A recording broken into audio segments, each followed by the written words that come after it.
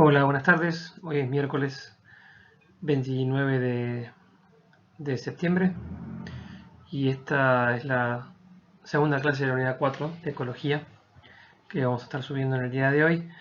Y esta es la segunda y última clase de esta unidad. Es una unidad muy breve donde damos algunos conceptos muy introductorios de ecología. Y este viernes, 1 de octubre, en una clase sincrónica por Zoom, vamos a repasar algunas preguntas, ejemplos de preguntas que vamos a dejar disponibles también hoy en el aula del curso. Y vamos a repasar preguntas tanto de la unidad 3, evolución, como de esta unidad 4.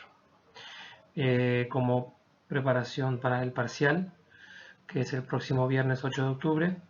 Y el 7 de octubre a las 14 horas tendremos otra clase de consulta sincrónica por Zoom, en la cual en realidad vamos a simplemente responder preguntas que ustedes puedan tener. No va a ser realmente una clase que nosotros vamos a dictar. Respecto a las clases de ecología, bueno, ya vimos en la clase pasada algunos conceptos generales de definiciones de ecología y de algunos conceptos vinculados a la ecología de poblaciones. Y en esta clase vamos a hablar también de conceptos muy básicos de ecología de comunidades y de ecosistemas. Los dejo entonces con la clase de hoy. Bueno, en la clase pasada terminamos por acá, donde habíamos hablado de poblaciones, definidas como un grupo de organismos de la misma especie que conviven en tiempo y espacio, pero finalmente eh, mencionamos el hecho, que es bastante obvio, que las especies no viven solamente con integrantes de su misma especie, sino que viven en tiempo y espacio, conviven con integrantes de otras especies en lo que se conoce como una comunidad. Entonces, desde el punto de vista de lo que mencionábamos antes, de los niveles de organización ecológica, como es el subgrupo de niveles de organización biológica que tiene que ver con poblaciones, comunidades, ecosistemas y biosfera, sea por encima del nivel del individuo. Dentro entonces de esos niveles de organización ecológica tenemos entonces las comunidades, y recordamos que, como ocurre con todos los niveles de organización de la materia y de los seres vivos, existen estas propiedades emergentes que son características, entonces, que las describen o que describen a cada uno de estos niveles y que no están presentes en los niveles de organización inferiores. Y vamos a ir viendo entonces, a medida que vamos hablando de esos temas, cómo aparecen esas características entre cómo definimos entonces las propiedades de cada uno de estos niveles de organización, por ejemplo, en particular de comunidades y ecosistemas, que son los temas de hoy. Una comunidad, entonces, definida de forma muy simple, es un conjunto de organismos de diferentes especies que comparten un hábitat en un determinado tiempo e interactúan entre sí. Entonces empezamos a ver algunas propiedades que pueden definir o características de las comunidades, que en realidad, cuando hablábamos del nivel de organización inferior, que es el de las poblaciones, no son propiedades que tenga sentido comentar, o que no existen directamente. Por ejemplo, la riqueza de las comunidades, que se refiere al número de especies, como se muestra aquí dentro de esa comunidad, a la abundancia, que se refiere al número de individuos dentro de cada especie. Y estas dos características combinadas, veamos que conforman el concepto de diversidad, que es un concepto de las comunidades que es bastante importante desde el punto de vista de la conservación. Veamos entonces, por ejemplo, una comunidad determinada que tienen formada, digamos, por 4 especies. O sea, desde el punto de vista de la riqueza son iguales, ¿verdad? Pero en un caso tenemos una comunidad con una especie muy dominante y 3 especies muy raras, mientras que en el otro caso tenemos las especies con abundancia más balanceada. Decimos entonces que esta comunidad es más diversa que esta, por más que el número de especies o que la riqueza sea la misma. Desde el punto de vista del valor de la comunidad como diversidad, la comunidad esta sería más importante que la comunidad 1.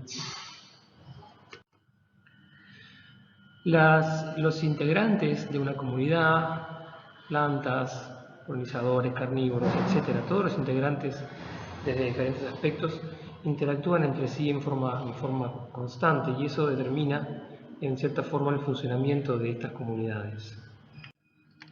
Estas interacciones pueden evaluarse, por ejemplo, desde el valor adaptativo o no adaptativo que implica para cada uno de los participantes. Por ejemplo, cuando aparece un símbolo de más, quiere decir una relación, por ejemplo, de mutualismo, tenemos dos especies que se ven beneficiadas por esa interacción, mientras que en el caso de la depredación se ve beneficiada la especie que es depredadora y se ve perjudicada la especie que es depredada, la presa. En el caso de competencia, y acá marcamos estas tres porque son las que vamos a hablar en más detalle, en el caso de competencia, entonces, para ambas especies implica un perjuicio. Y por lo tanto, vamos a ver en un ratito cómo para las especies es adaptativo de alguna manera diferenciarse para tratar de evitar la competencia lo más posible. Empezamos por el mutualismo, que es beneficioso para ambas especies. Es una relación entonces que es beneficiosa para ambas y hay algunos ejemplos clásicos. La polinización, por ejemplo, donde las plantas obtienen la transferencia de sus gametos, por lo tanto la fertilización cruzada entre distintas plantas, o sea, dentro de la misma especie pero de distintos individuos. Y los insectos obtienen fuentes de nutrientes basadas en el polen y en el néctar. Es interesante para nosotros que somos químicos o futuros químicos que mucha de esta interacción tiene que ver con sustancias químicas porque en realidad son los olores que son compuestos orgánicos volátiles que las plantas emiten para atraer a sus polinizadores. Estos olores son los que atraen a los insectos y bueno, estos olores son los que nosotros identificamos en general como los olores agradables de las flores que no nos producen para nuestro placer, sino que nos producen para atraer a sus polinizadores. Hay otros ejemplos diversos. Otro ejemplo que desde el punto de vista de las interacciones químicas es interesante es este en el cual las hormigas se alimentan de una fuente muy rico en azúcares que exudan los pulgones. Los pulgones son estos insectos chiquitos que son muy comunes en plantas, son un problema bastante importante de plantas. Ellos pinchan el tallo, por ejemplo, o la hoja, llegan hasta el floema de la planta y succionan y tienen de alguna manera llegan a tener un tal exceso de azúcares que liberan una secreción rica en azúcares que es aprovechada, por ejemplo, por hormigas como fuente de alimento y estas hormigas los protegen a los pulmones de eventuales depredadores. Otros que aprovechan estas fuentes ricas de azúcares son las abejas, y acá se da algo interesante que nosotros estudiamos en nuestro laboratorio que aparentemente tiene que ver con este sistema y es una cosa que se llama mal del río, que es una pérdida de colmenas de abejas que ocurre en determinadas épocas del año y que tiene que ver con la presencia de fuentes, de cursos de agua, por eso se llama mal del río, y aparentemente la razón de esto es que son épocas en donde hay poca abundancia de flores para las abejas para pecorear, entonces muchas abejas van a algunas especies de insectos que tienen este mismo fenómeno en el cual exudan una sustancia azucarada y a veces como parte de ese exudado también hay sustancias tóxicas de las plantas que podrían ser las que están causando, por ejemplo, la pérdida de colmenas. Un detalle interesante de que una interacción mutualista puede también tener algunos inconvenientes. A veces se confunde mutualismo con simbiosis y en realidad en la simbiosis es como un extremo del mutualismo en el caso de que el mutualismo sea una relación estable en el tiempo y íntima, prácticamente necesaria para ambos participantes. Ahí se denomina entonces simbiosis. El simbionte dentro de una simbiosis es el que ocupa el hábitat que le provee el hospedero. Y hay ejemplos, muchos ejemplos en los que participan microorganismos. Cada vez es más evidente la importancia que tiene la microbiota en todos los seres vivos, también en nosotros, nuestra propia microbiota de simbiontes y el rol que cumplen tan fundamental.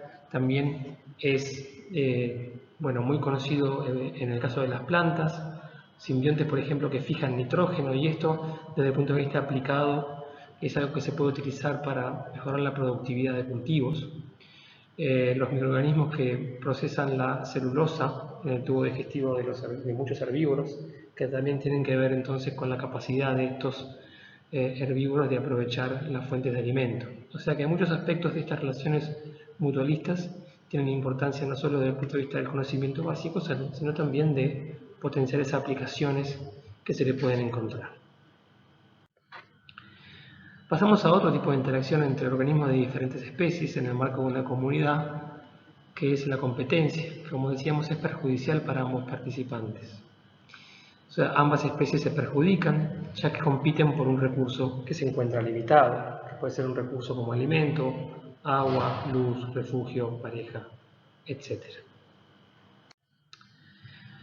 Como resultado de la competencia, si hay dos especies que están compitiendo por un recurso limitado, ocurre lo que se conoce como exclusión competitiva. Es como una especie de situación extrema en la cual, si una de las especies competidoras es más eficiente en la utilización de ese recurso, terminará eliminando a la otra especie. Hay un experimento muy clásico que se muestra en esta serie de gráficas.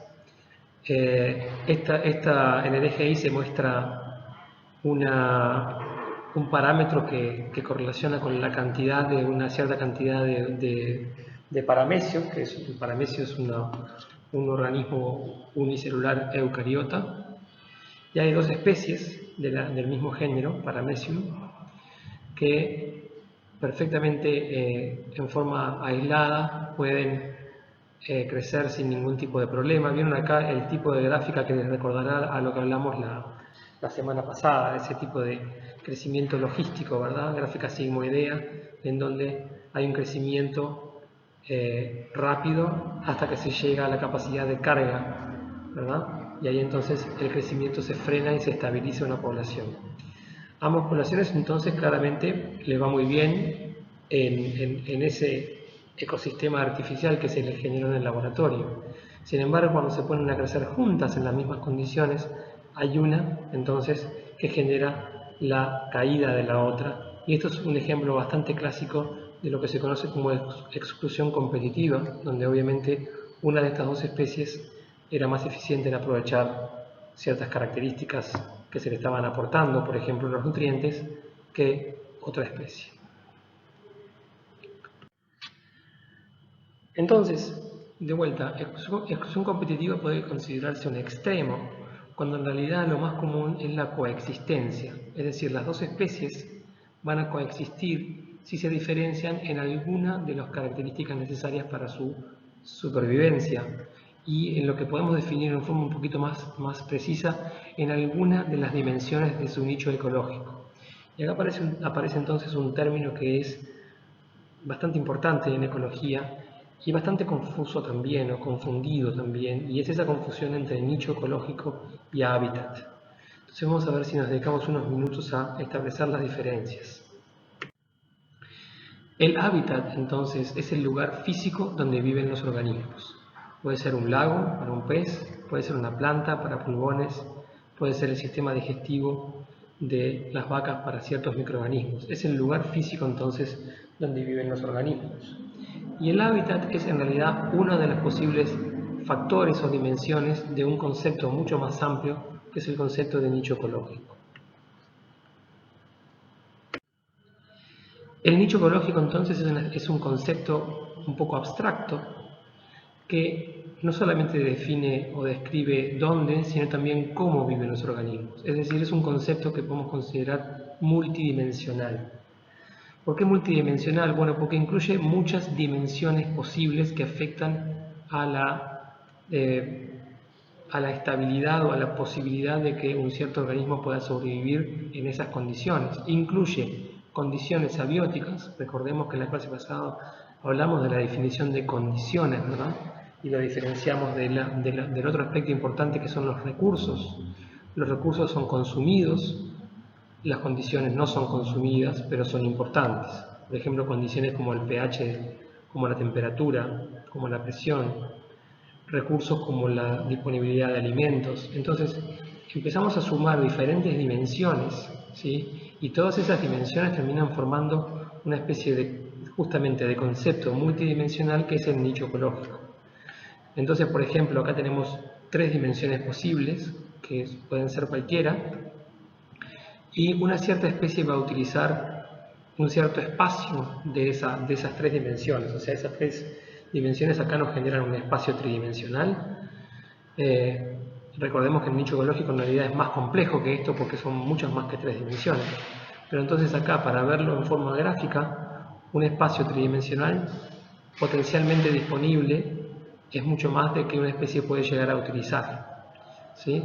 Entonces, de vuelta, por ejemplo, si vemos acá 2 dimensiones como el pH y la temperatura, pongámosle para un organismo que vive en un medio acuoso, ¿sí? De repente utilizan la misma fuente de alimento, pero sin embargo se desarrollan mejor en un rango de pH y de temperatura distinto. Entonces no vamos a tener acá ese extremo de exclusión competitiva que vimos hace unos minutos atrás.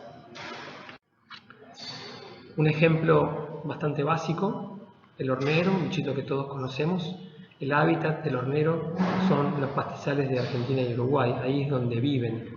Pero el nicho son un montón de condiciones, de qué se alimentan, cómo anidan, cómo es su sistema reproductivo, un montón de condiciones o de un montón de características de lo que se conoce como su historia natural que definen entonces mucho más que solamente el hábitat.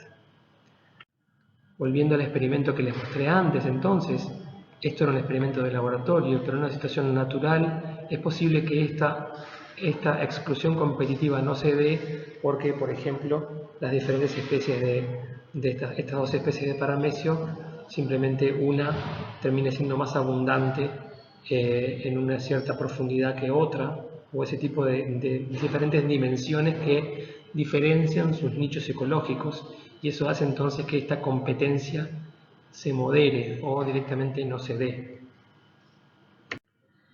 Entonces, el hecho de que la competencia sea perjudicial para ambas especies que participan implica que para ambas especies va a ser ventajoso o adaptativo evitar la competencia. Y entonces las especies tienden a diferenciar sus nichos ecológicos de forma tal de evitar la competencia. Y esa diferenciación puede darse por diferentes dimensiones justamente de ese nicho ecológico. Acá se está mostrando una dimensión arbitraria, o más bien una dimensión determinada, digamos, no es un ejemplo concreto, sino más bien un ejemplo abstracto, en donde vemos que hay 2 especies, ¿sí?, que tienen un cierto aprovechamiento de un recurso que es finito, ¿sí?, y ese aprovechamiento implica que los nichos ecológicos se solapan, de tal forma de que aquí tenemos competencia que es perjudicial para ambas especies. Por lo tanto, uno esperaría, simplemente por un tema de selección natural, uno esperaría que las especies se alejen en el aprovechamiento de ese nicho, de forma tal de evitar entonces o disminuir este rango de competencia.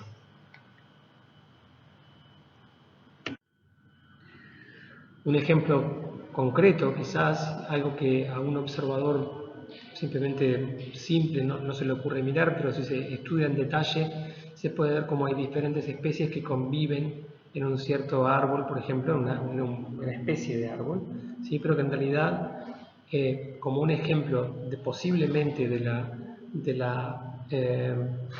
de evitar la competencia, adaptándose a aprovechar diferentes dimensiones o diferenciando sus nichos ecológicos, vemos como distintas especies pueden ocupar sutilmente diferentes alturas, lo cual puede llegar a ocupar entonces distintas fuentes de alimento, distintos tipos de insectos.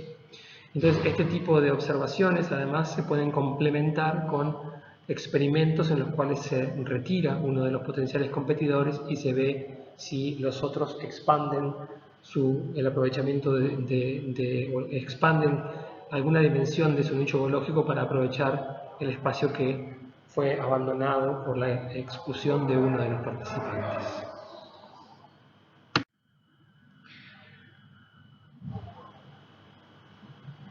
La otra interacción muy importante en el marco de comunidades que queremos comentar es la depredación. Claramente la depredación es beneficiosa para uno de los participantes, el depredador, que tiene un recurso alimenticio, y claramente es perjudicial para la que es depredada.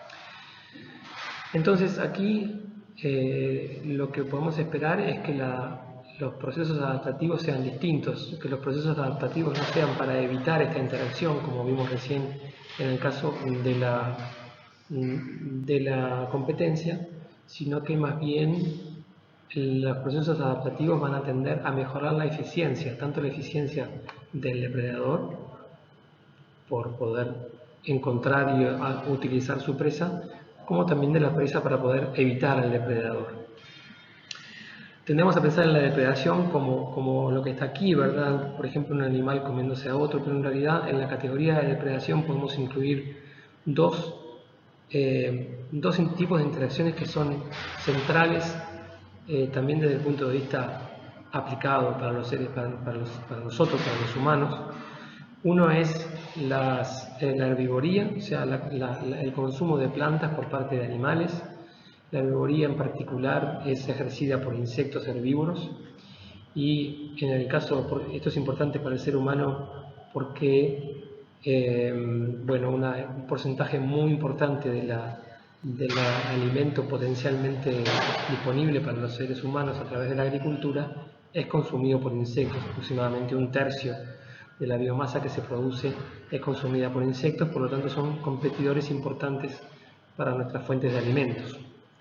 En el caso del parasitismo también es una interacción muy importante, ya que para los seres humanos, pero también para los animales de producción, bueno, los parásitos son un problema sanitario que son muy importantes, en algunos casos de los más importantes. Entonces, decíamos que en la coevolución depredador-presa se va a dar, a diferencia de la competencia en la cual los dos iban a intentar, o para los dos sería adaptativo evitar esa interacción, en este caso para los dos es adaptativo mejorar cómo participan de esa interacción, tanto del lado del depredador como del lado de la presa.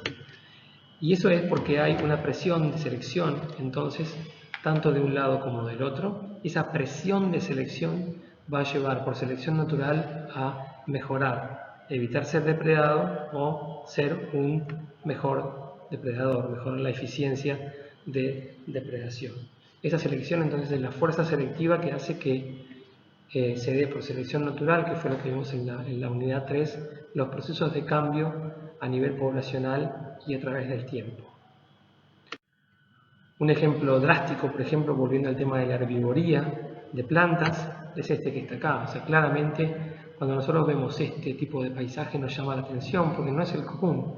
El común que nosotros tendemos a ver son bosques verdes, pero cuando hay un evento importante de depredación por parte de insectos nos llama la atención. Y esto es porque las plantas en realidad han desarrollado mecanismos de defensa muy efectivos para defenderse contra los insectos, y entonces esos mecanismos de defensa son el resultado justamente de la presión selectiva de los insectos y de la selección natural que ella ejerce sobre las plantas.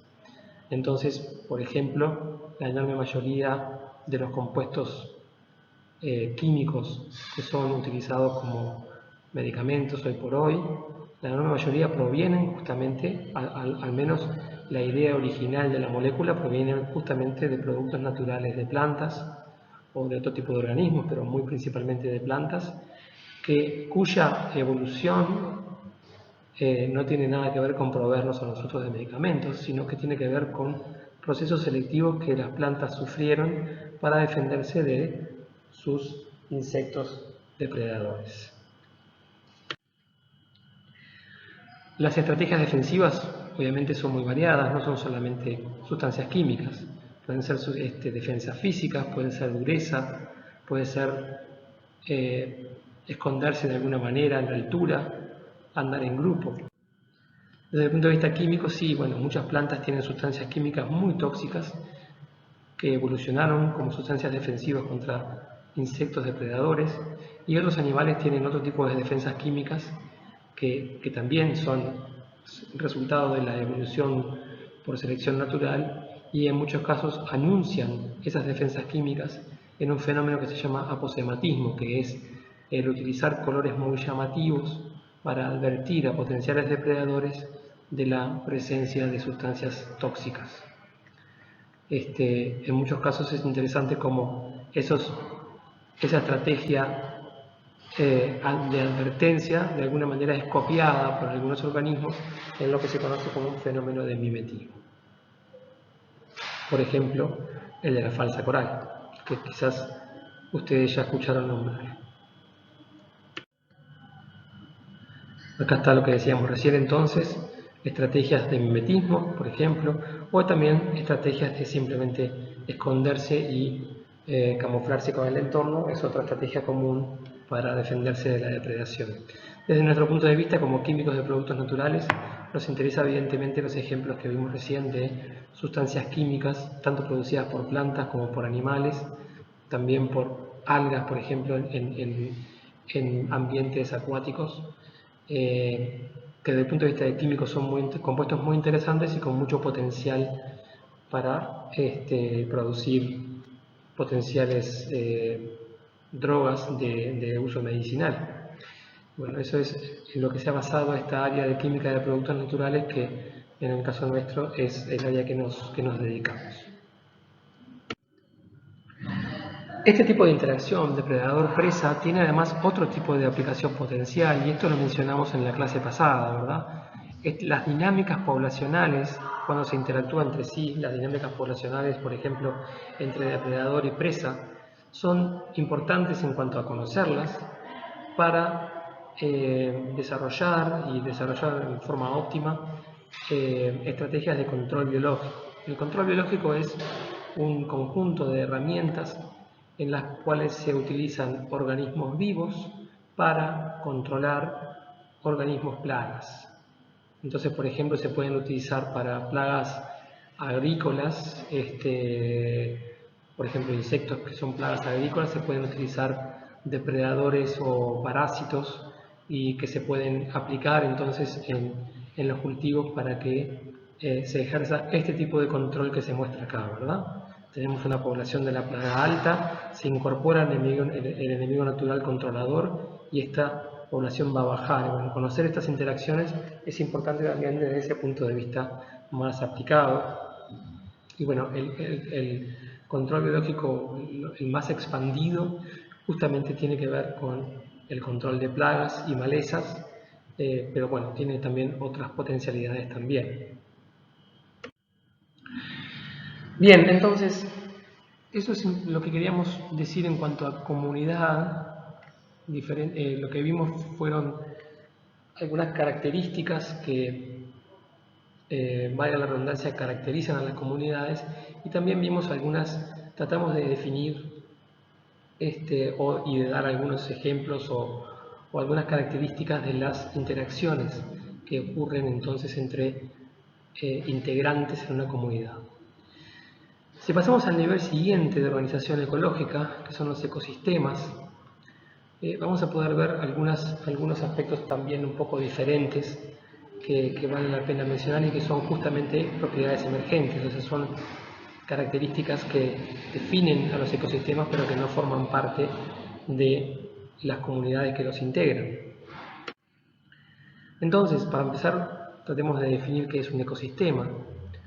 Una comunidad biológica, biótica, que es lo que vimos recién, o sea, un grupo de organismos de distintas especies que interactúan entre sí y que comparten un hábitat, y el ambiente abiótico que los incluye, ¿sí? Eso es lo que definimos como ecosistema. Puede ser algo muy amplio como un bosque, puede ser algo muy pequeño como un tronco. En general, los ecosistemas están definidos por los organismos productores de esos ecosistemas, y por organismos productores vamos a ver enseguida a qué nos referimos. Entonces, hay dos aspectos importantes en el funcionamiento de un ecosistema o que definen un ecosistema, y es que en un ecosistema, a diferencia de, por ejemplo, de las poblaciones en las comunidades, se pueden caracterizar los ecosistemas por cómo fluye a través de ellos la energía y cómo circula a través de ellos la materia. Esto que suena un poco complicado, vamos a tratar de verlo en las próximas diapositivas. Pero para empezar, un aspecto importante es que la energía en un ecosistema es unidireccional, ¿sí? Es unidireccional, pasa de los organismos autótrofos que la obtienen, que la obtienen de la energía lumínica del Sol a los organismos heterótrofos y se pierde en cuanto al ecosistema. Evidentemente un ecosistema es un sistema abierto, por lo tanto cuando decimos que la energía se pierde, bueno, les puede sonar raro, pero tenemos que considerarlo como un sistema abierto, ¿verdad? O sea, no pretenderíamos que la energía se conserve. O sea, dentro del sistema, del ecosistema como sistema abierto, la energía es unidireccional, va de organismos autótrofos a heterótrofos y se va perdiendo. La materia, sin embargo, ¿sí?, circula en un ecosistema y circula entre los organismos vivos y el medio abiótico del ecosistema. Vamos a ver un poco el detalle de estos dos conceptos. El flujo de energía primero, entonces, la energía proviene del Sol, ¿sí? La energía proviene del Sol. La radiación incidente es la radiación que viene del Sol, parte de ella se pierde simplemente porque es reflejada por la superficie terrestre, pero parte de ella es absorbida, ¿sí? Es absorbida ¿por quiénes? Por los organismos que son capaces de utilizar esa energía lumínica, que son los organismos fotosintéticos. Bien, parte igual de esa radiación absorbida es perdida en forma de calor, pero parte es realmente absorbida por los organismos autótrofos y eso es lo que se conoce como productividad primaria bruta, ¿sí? Es la radiación absorbida menos la pérdida por calor. Esta es la energía que los organismos autótrofos, que son los que realizan la fotosíntesis, son en gran parte los que realizan la fotosíntesis, pueden entonces utilizar en la fotosíntesis. Entonces, la productividad primaria bruta es este primer parámetro importante, pero no es todo, porque en realidad parte de eso se va a perder. Primero vamos a ver cómo es que los autótrofos obtienen entonces esta energía. La energía solar se transforma en energía química por el proceso de fotosíntesis, ¿sí?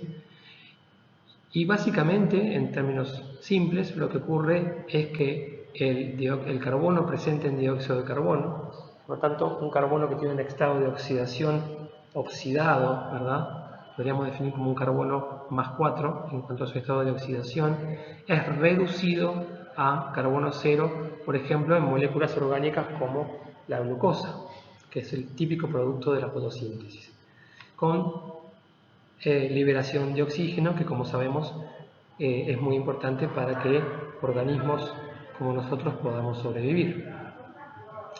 Bien, entonces tenemos una fijación del carbono por un proceso de reducción que requiere energía y esta energía proviene de la luz. Y esto es lo que ocurre entonces con la fotosíntesis.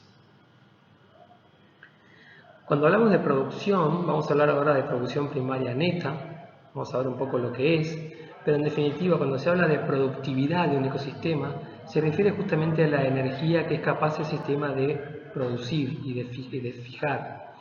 Y en general se utiliza sea unidades de energía o unidades de masa, de biomasa, por área y por tiempo.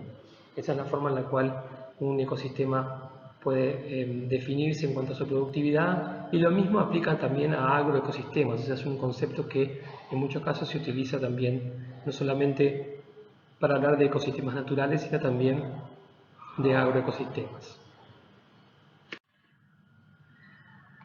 Los organismos autótrofos, por ejemplo las plantas, las algas, que pueden aprovechar entonces la energía lumínica para transformarla en energía química, son entonces los primeros productores de energía. También tienen sus procesos metabólicos. En esos procesos metabólicos consumen energía.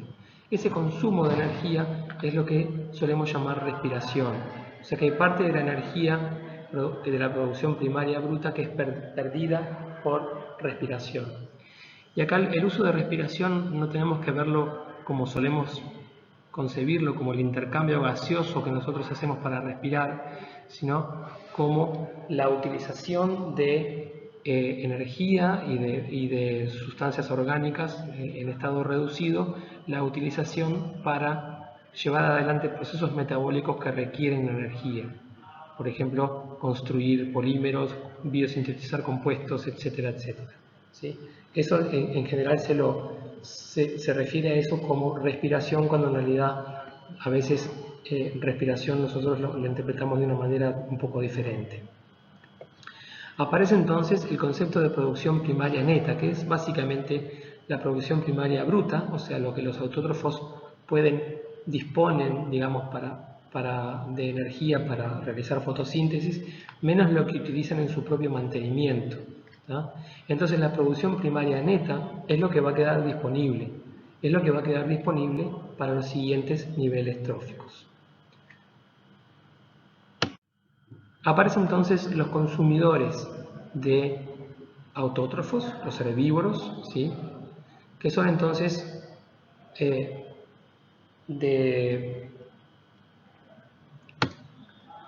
de alguna manera entonces van a aprovechar parte de la biomasa disponible, ¿sí? Parte de esa biomasa no va a ser consumida. Los herbívoros no se comen toda la biomasa de autótrofos disponibles, sino que se comen parte de ella. Ahí aparece entonces esto de no consumido, ¿sí? Pero también tienen parte que no es asimilada, obviamente las heces, y también tienen parte que ellos mismos utilizan en sus propios procesos metabólicos, ¿verdad? Que podemos llamarlo nuevamente pérdida por respiración. Por lo tanto, en el caso de los consumidores primarios, nuevamente aparece una producción bruta y una producción neta. Pero acá le llamamos entonces producción secundaria, a diferencia de la anterior que le llamábamos producción primaria. Producción secundaria bruta o producción secundaria neta. Básicamente entonces la producción secundaria neta va a ser la producción secundaria bruta menos lo no asimilado, menos la pérdida por respiración. Aparece, como se pueden imaginar, los carnívoros, que son consumidores secundarios. Nuevamente entonces aparece el mismo concepto, tienen disponible una cierta biomasa para su consumo, parte de ella no es asimilada, parte de ella sí es asimilada, pero parte de ella también es perdida por su propio mantenimiento metabólico, pérdida por respiración. Por lo tanto tenemos un nuevo nivel trófico con una producción secundaria neta todavía menor. Lo que creo que queda bastante bien de acá es que en cada paso de esta cadena trófica se va perdiendo energía, pero el único lugar donde se produce la energía es aquí, en los productores. Por eso decimos que el flujo de energía es unidireccional y va desde los productores hacia los consumidores, pero no vuelve para atrás, simplemente se va perdiendo en particular por estos procesos metabólicos en donde por respiración se va simplemente perdiendo como calor.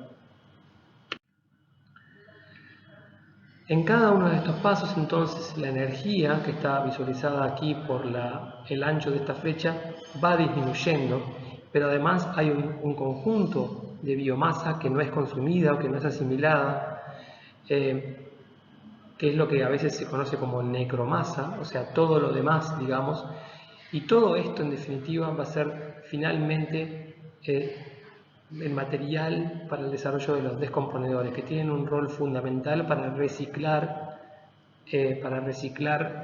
la materia, como vamos a ver enseguida, pero ahora nos estamos dedicando a hablar de la energía. Y los descomponedores también entonces tienen su propio metabolismo, también entonces van a terminar habiendo una pérdida por respiración en el propio metabolismo de los descomponedores, o sea, son importantes en el reciclado de materia, pero en cuanto a la energía es el último paso para que la energía termine de perderse. Parte de la biomasa va a quedar quizás en ciertas condiciones, ciertas condiciones de presión, de temperatura, en donde entonces no va a ser aprovechable por los descomponedores y esa biomasa entonces va a acumularse en estado reducido, por ejemplo en carbón, por ejemplo en petróleo, ¿sí?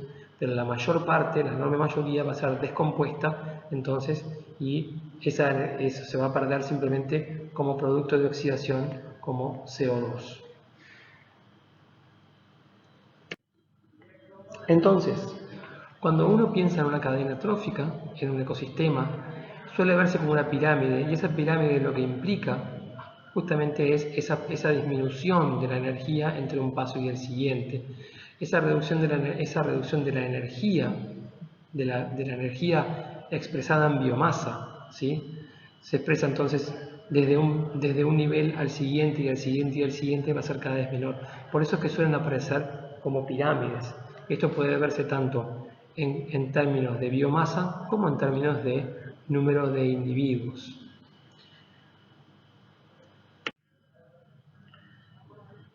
Bien, respecto a lo que decíamos recién de esta pirámide en cuanto a la energía y cómo la energía va disminuyendo en un ecosistema, muchas veces se comenta, digamos, que de alguna manera desde el punto de vista de nuestro aprovechamiento como especie de los recursos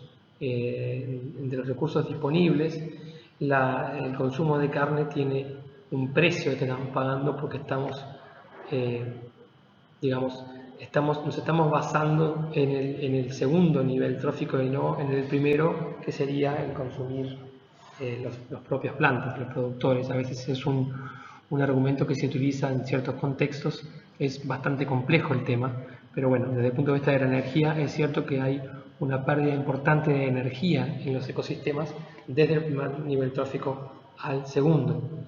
Pero de nuevo, como un argumento, digamos, en contra de la ganadería, es bastante más complejo de analizar que lo que puede desprenderse de lo que dije recién. Bien, hablamos entonces del flujo de energía en un ecosistema y ahora pasemos a hablar de otra característica importante en un ecosistema que es la circulación de la materia.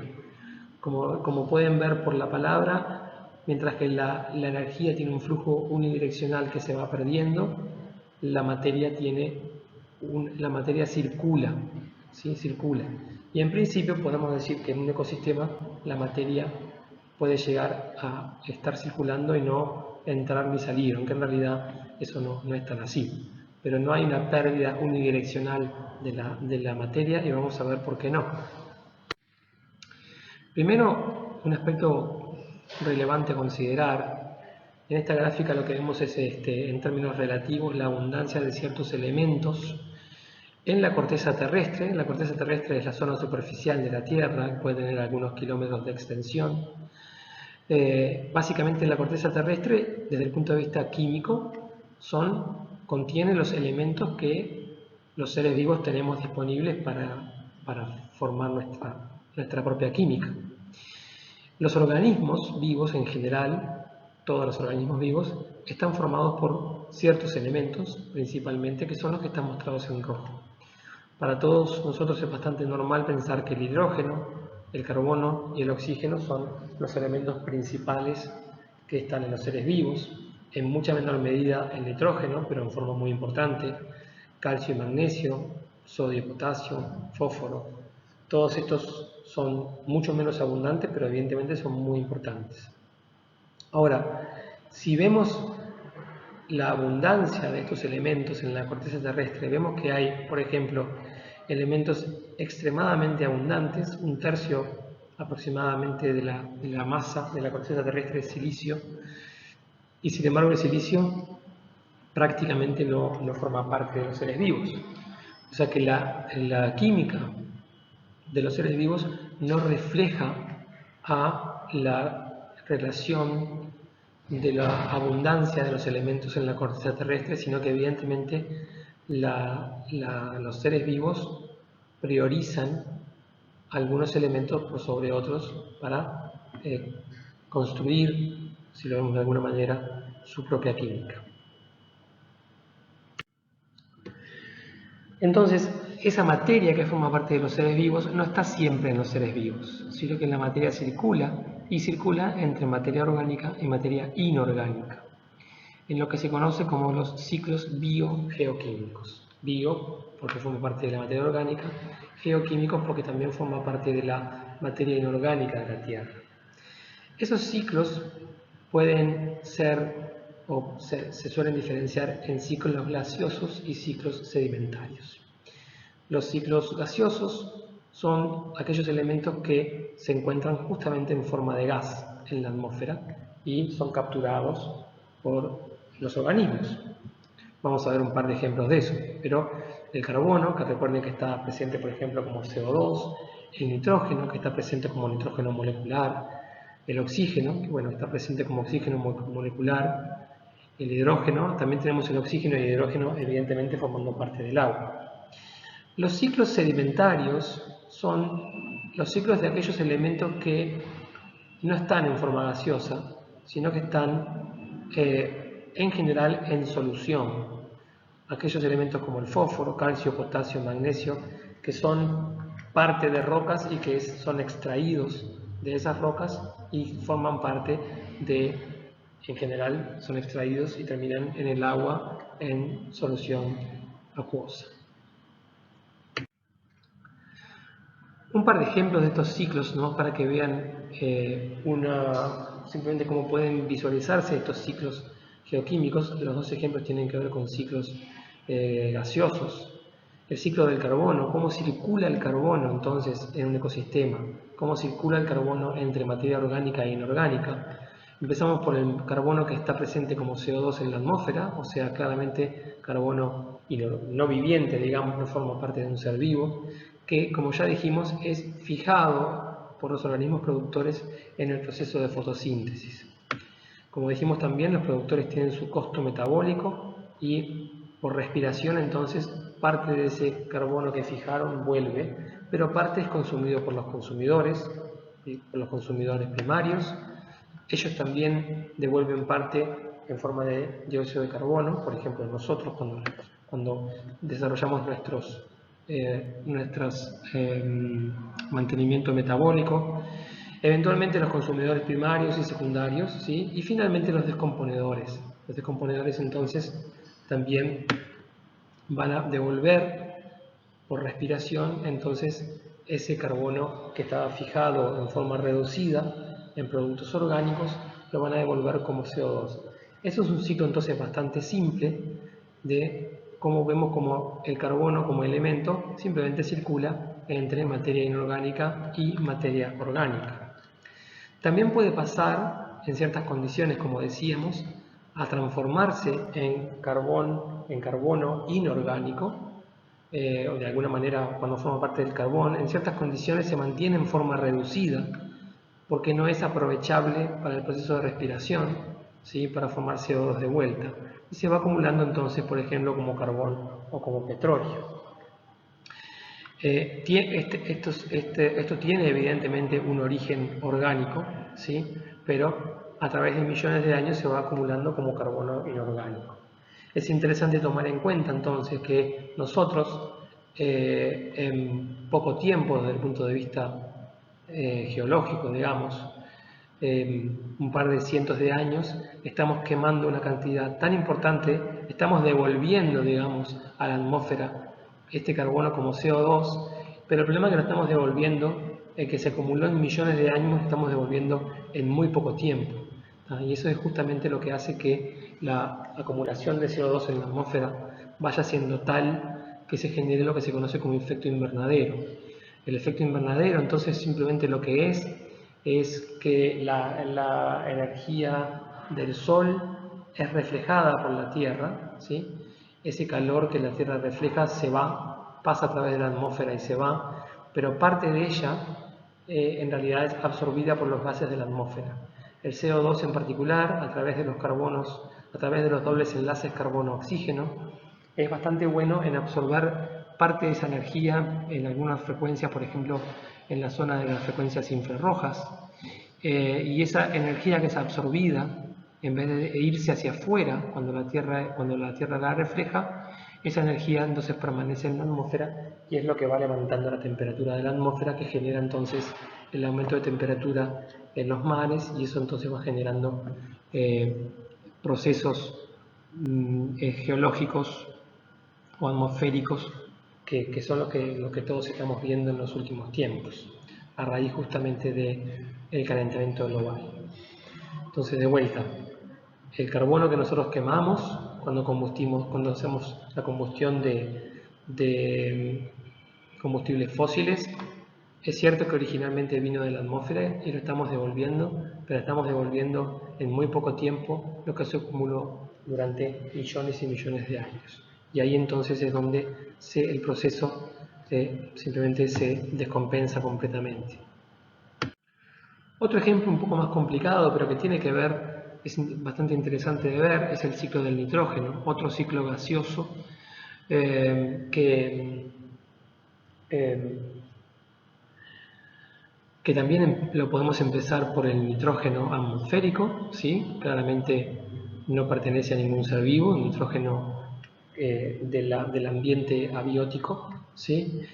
Que es fijado, fíjense como acá es reducido, ¿verdad? El nitrógeno 0 pasa a nitrógeno -3, es reducido por ciertas bacterias, ciertos microorganismos que en un proceso que se conoce como amonificación. Este es el primer paso para que pueda ser aprovechable por los seres vivos, pero no es aprovechable tal cual, sino que se precisa de otro proceso que hace todo lo contrario, lo oxida al nitrógeno en un proceso que se conoce como nitrificación y transforma entonces el amonio en nitritos y nitratos. Y estos se dan por bacterias nitrificantes, y estos sí son los que son aprovechables por los productores para formar aminoácidos y para formar todos los compuestos nitrogenados tan importantes para los seres vivos que ustedes ya vieron, aminoácidos, pero también ácidos nucleicos. El nitrógeno tiene un rol fundamental,